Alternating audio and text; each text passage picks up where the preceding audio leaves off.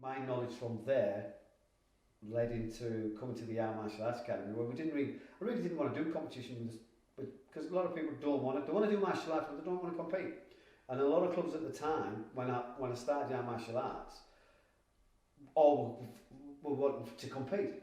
Your association wanted you to compete because that was revenue for the association. Yeah, of course, yeah. So they wanted you to compete, and I just wasn't it. I just thought, well, no, most people don't. And my mindset is I always wanted the average person to come in and do martial arts. And not realise they're going to spar in the academy, but they're not going to compete.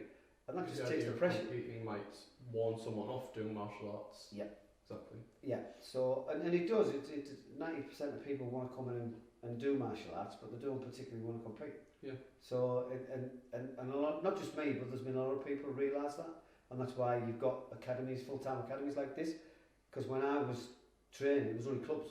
You might have come across one rare one that was full-time, and it wasn't until late 90s, 2000s, I would have thought, 2001, when the model of America came over here.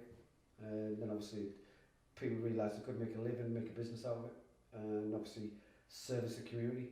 And if you have, most towns have academies now, 2, 3, 4, okay? And for those who have come across this looking about martial arts, or wanting their little one to do martial arts, what I suggest to people to do is actually go and look, get a feel for it. And a really good quality academy has their student at art. Yeah. Even in competition, you should always have a student at art. And unfortunately, some martial arts instructors don't have that methodology. Of course, yeah. As you've well known, seen on your experiences in where we led to. Okay. What that means is, just leading up to where Jack was, is we had an element in Yarm Martial Arts where they wanted to compete. So it was like back to the drawing board. Yeah. Because I hadn't competed for well over 20 odd years. I've been in that arena, so it was go down, and we got in touch with a good friend of mine, and who ran competitions. So we went down, had a look, and he allowed us into his competitions to play, to have a go, and we did really well. Our little team did quite well for that particular association, and that's where you started getting involved in forms. Yes, it is. Yeah. I can't even remember how it came about. It started by a couple of the guys up in Peterlee. Oh yeah, that's right. Yeah. Came down here to do a weapon seminar. That's right. Yeah. And during the weapon seminar, they kind of scouted myself and 2 of our other younger members, and asked us if we wanted to be involved in their new team. This team at the time was part of the England section of an international team. Yeah, that's right. But then, through a lack of communication between the England branch and the main section, which is based in America, we decided to separate ourselves from that international team, and start our own team. Mm-hmm.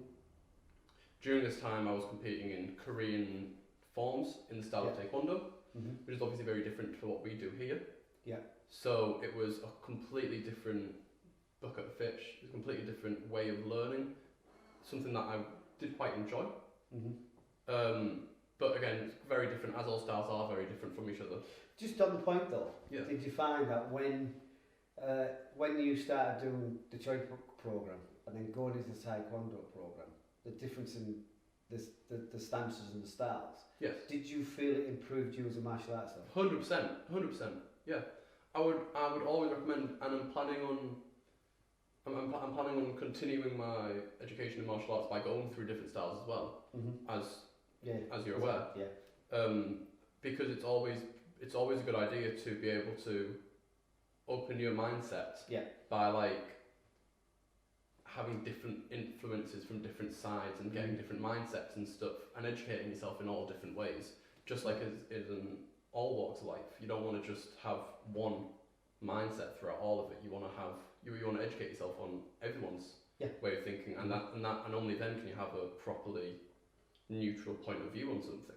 Thanks for watching the video, guys. Hope you enjoyed this. If you want to see the previous one, simply click the video above. And if you want to see the playlist for my journey, simply click this video below. And then from there, guys, if you want to see more videos about everything that's happening on the Yarm Martial Arts YouTube channel, simply subscribe, guys.